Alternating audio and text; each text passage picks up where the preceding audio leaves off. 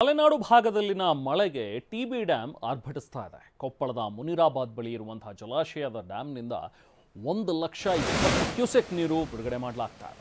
26 crust ಗೇಟ್ಗಳ ಮೂಲಕ ನದಿಗೆ ನೀರು ರಿಲೀಸ್ ಆಗ್ತಾ ಇದೆ. 7 ಗೇಟ್ ಜಾಮ್ ಆಗಿರೋದ್ರಿಂದ 26 ಗೇಟ್ಗಳನ್ನು ಮಾತ್ರ ಓಪನ್ ಮಾಡಿದ್ದಾರೆ. ಡ್ಯಾಮ್ನ 11, 18, 20, 24, 27 ಮತ್ತು 28 ಈ ಗೇಟ್ಗಳು ಜಾಮ್ ಆಗಿದೆ. 19ನೇ ಗೇಟ್ ಮೂಲಕ ಅಲ್ಪ ಪ್ರಮಾಣದ ನೀರು ರಿಲೀಸ್ ಆಗ್ತಾ ಇದೆ. ಗಂಗಾವತಿ ತಾಲೂಕಿನ ಕಂಪ್ಲಿ ಸೇತುವೆಯ ಸಂಪರ್ಕ ಇದರಿಂದಾಗಿ ಕಡಿತಗೊಂಡಿದೆ. ಗಂಗಾವತಿ ಬಳ್ಳಾರಿಗೆ ಸಂಪರ್ಕ ಕಲ್ಪಿಸುವಂತಹ ಕಂಪ್ಲಿ ಸೇತುವೆ ಇದು ಈಗ ಬಂದ್ ಆಗಿದೆ. ಸ್ಥಳದಿಂದ ನಾವು ಪ್ರತಿನಿಧಿ ಪ್ರತ್ಯಕ್ಷ ವರದಿ ನೀಡಿದರೆ ಬನ್ನಿ. ಮಲೆನಾಡು ಭಾಗದಲ್ಲಿ ನಿರಂತರ ಮಳೆಯಾಗ್ತಿರೋ ಹಿನ್ನೆಲೆಯಲ್ಲಿ ಕೊಪ್ಪಳ ತಾಲೂಕಿನ ಮುನಿರಾಬಾದ್ ಬಳಿ ಇರತಕ್ಕಂತಹ ತುಂಗಭದ್ರಾ ಜಲಾಶಯದ 26 ಕ್ರಸ್ಟ್ ಗೇಟ್ಗಳ ಮೂಲಕ ಈಗ ಸುಮಾರು 1,20,000 ಕ್ಯೂಸೆಕ್ ನೀರನ್ನು ನದಿಗೆ ಬಿಡಲಾಗ್ತಿದೆ. ಸದ್ಯ ನಾವೀಗ ತುಂಗಭದ್ರಾ ಜಲಾಶಯದ ಮುಂಭಾಗದಲ್ಲಿದ್ದೀವಿ. ನಿಮಗೆ ದೃಶ್ಯಗಳಲ್ಲಿ ತೋರಿಸ್ತೀನಿ. ಮಲೆನಾಡು ಭಾಗದಲ್ಲಿ ನಿರಂತರ ಮಳೆಯಾಗ್ತಿದೆ. ಹೀಗಾಗಿ ತುಂಗಭದ್ರಾ ಜಲಾಶಯ ಈಗ ಸಂಪೂರ್ಣವಾಗಿ ಬಹುತೇಕ ಭರ್ತಿಯಾಗಿರ್ತಕ್ಕಂಥದ್ದು. ಜಲಾಶಯದಲ್ಲಿ 75 TMCಯಷ್ಟು ನೀರು ಸಂಗ್ರಹವಾಗಿರ್ತಕ್ಕಂಥದ್ದು.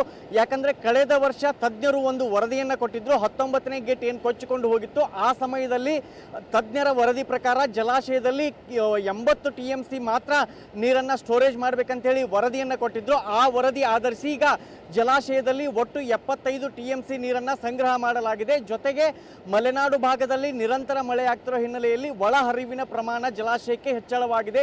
ಸರಿಸುಮಾರು 1,20,000 ಕ್ಯೂಸೆಕ್ ನೀರು ಇನ್ಫ್ಲೋ ಇದೆ. ಅದೇ ಪ್ರಮಾಣದ ನೀರನ್ನು ಈಗ ನದಿಗೆ ಬಿಡಲಾಗ್ತಿರತಕ್ಕಂಥದ್ದು. ನಾನೀಗ ತುಂಗಭದ್ರಾ ಜಲಾಶಯದ ಕ್ರಸ್ಟ್ ಗೇಟ್ಗಳನ್ನು ನಿಮಗೆ ತೋರಿಸ್ತೀನಿ. ಒಟ್ಟು 33 ಗೇಟ್ಗಳ ಪೈಕಿ 26 ಗೇಟ್ಗಳ ಮೂಲಕ ಈಗ 1,20,000 ಕ್ಯೂಸೆಕ್ ನೀರನ್ನು ನದಿಗೆ ಬಿಡಲಾಗ್ತಿದೆ. ಇಲ್ಲಿ 7 ಗೇಟ್ಗಳು ಜಾಮ್ ಆಗಿರ್ತಕ್ಕಂಥದ್ದು. ಅದರಲ್ಲಿ 19ನೇ ಗೇಟ್ ಸಹಿತ ಒಟ್ಟು 7 ಗೇಟ್ ಜಾಮ್ ಆಗಿರ್ತಕ್ಕಂಥದ್ದು.